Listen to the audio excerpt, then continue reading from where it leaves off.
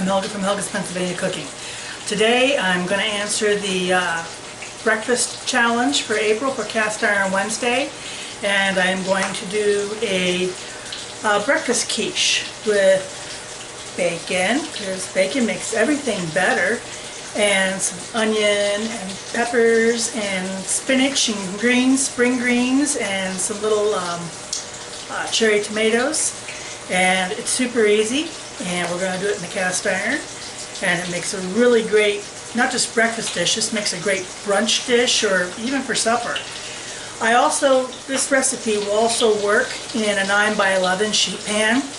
When I'm doing that to take away, like I did for my niece's bridal shower, I put parchment paper down and overlap the edges a little bit, and then put the crust in, and then my quiche mix, and bake it, because then when you're done, at the end, you can cut it, lift the whole thing out, and put it on serving trays if you want, or whatever. So it makes it much more easy to handle.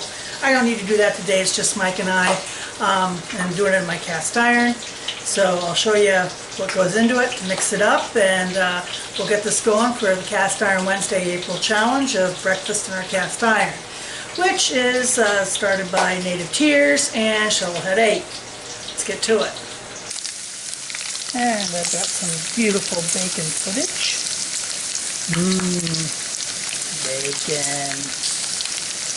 Bacon. And here's what goes into the quiche.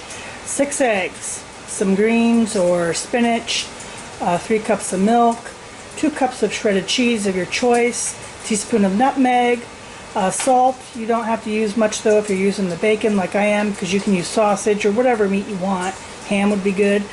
Some pepper, some diced onions and peppers, and halved cherry tomatoes. And we're going to mix that all up and put it in our waiting pie crust, which is my pie crust recipe. I'll have that at the end for you. First I'm going to whisk up my eggs.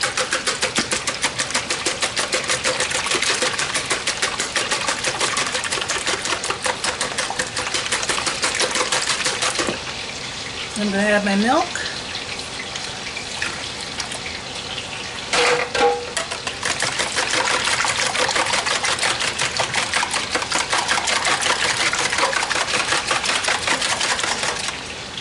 And some pepper.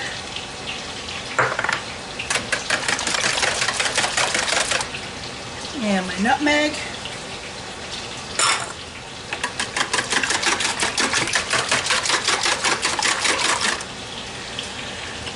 And the pepper, and the onion,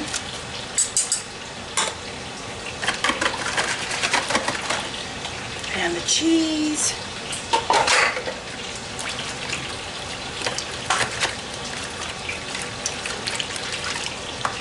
and see a couple of these out to the top. Pressed in.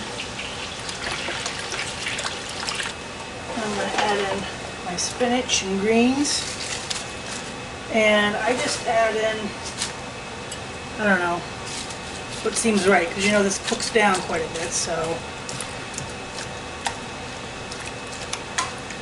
a couple cups.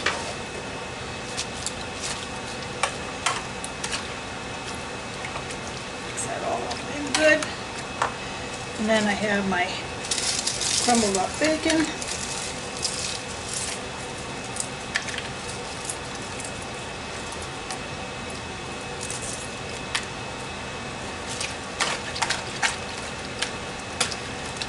And I think that's going to be good. So see, just mix it up, and then we're going to put it in our pan and put it in the oven.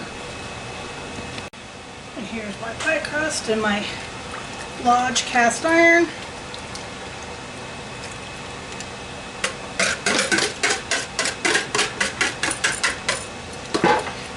You just want to make sure that this is all mixed in nice.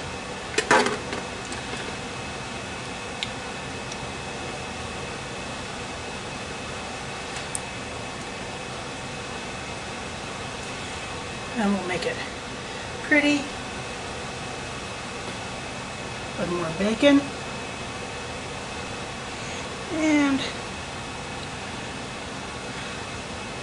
some more of these across the top. And we're going to throw this in the oven at 375. And it's out of the oven. Now, I'm going to let it rest here for about 15 minutes, 10 to 15 minutes, and then she's ready to serve. It's out of the oven, and it had the time to rest. Like I said, you want to let it rest a good 15 minutes, so it takes up all the juices that might be left. And this is really good. This is really good frozen. You can actually freeze this if you do it in the pan like I did, in the sheet pan. So you can save it for later and make ahead for events if you want to do that. I did that for the bridal shower. And we'll give it a taste.